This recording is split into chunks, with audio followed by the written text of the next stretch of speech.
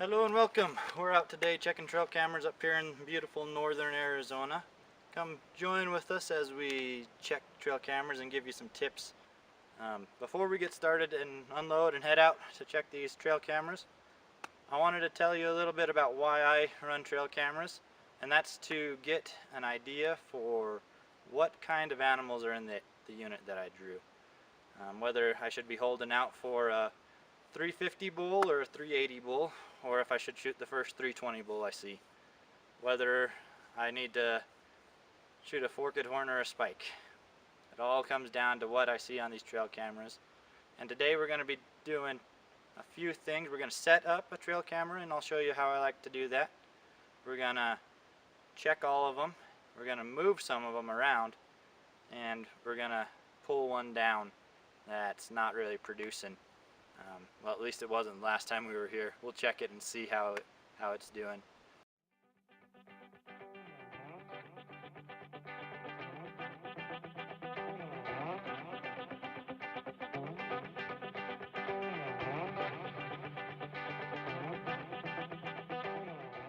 So we made it here to the catchment that I want to put this trail camera on. We'll head over here and see how many cameras are already on it and see where we want to put a camera. There's one camera there. Another one. And then two more in that tree. This is the east, that's the west. And so we want our camera facing north, so towards the big tanks, if we can, so that it doesn't catch as much of the sun. So we'll grab the stuff and we'll either get it set up here underneath that one or over here above that little guy. See you in a few.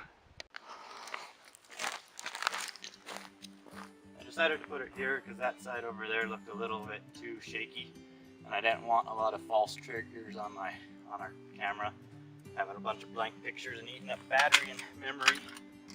So I'll get started hanging it here and talk to you guys in a little bit.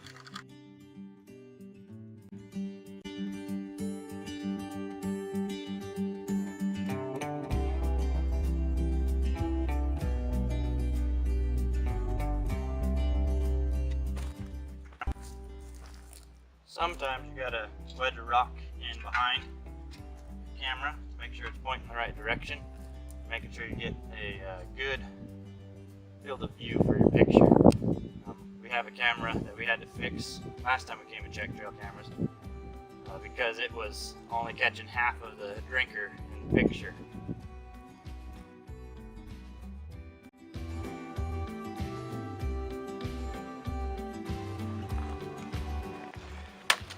Now that we've got our bear box up, turn on our camera, make sure it's got batteries, make sure everything's working, make sure the SD card's in there. Good to go.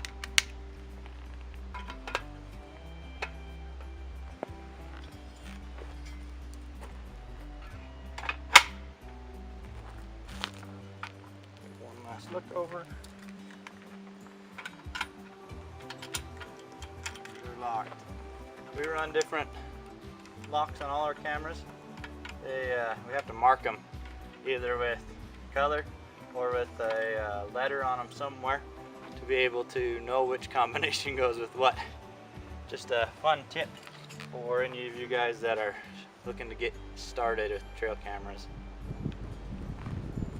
Let's get on to the next one.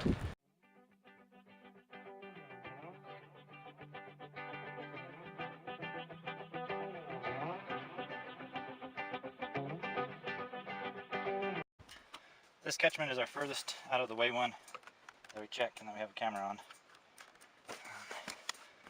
And a few years ago, one of the last times we had this tag, there were some great big bulls in here. And it actually reminds me of a story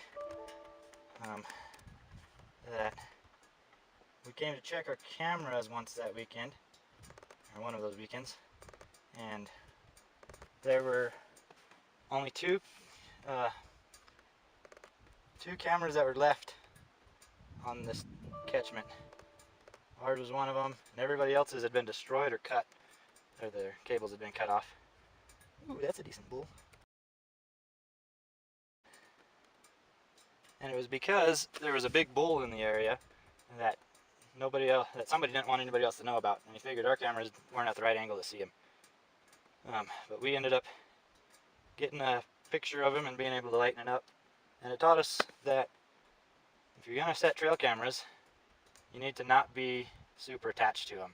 Buy them cheap, and not be too disappointed when they get stolen, or if they get stolen.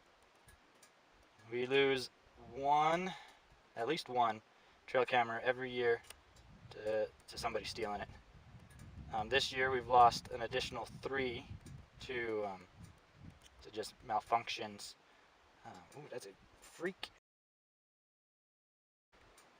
And so the reason we run the cameras we run is because we can get them cheap, less than 50 bucks a piece, and therefore if we lose them, they get stolen. It's not as much damage to us financially.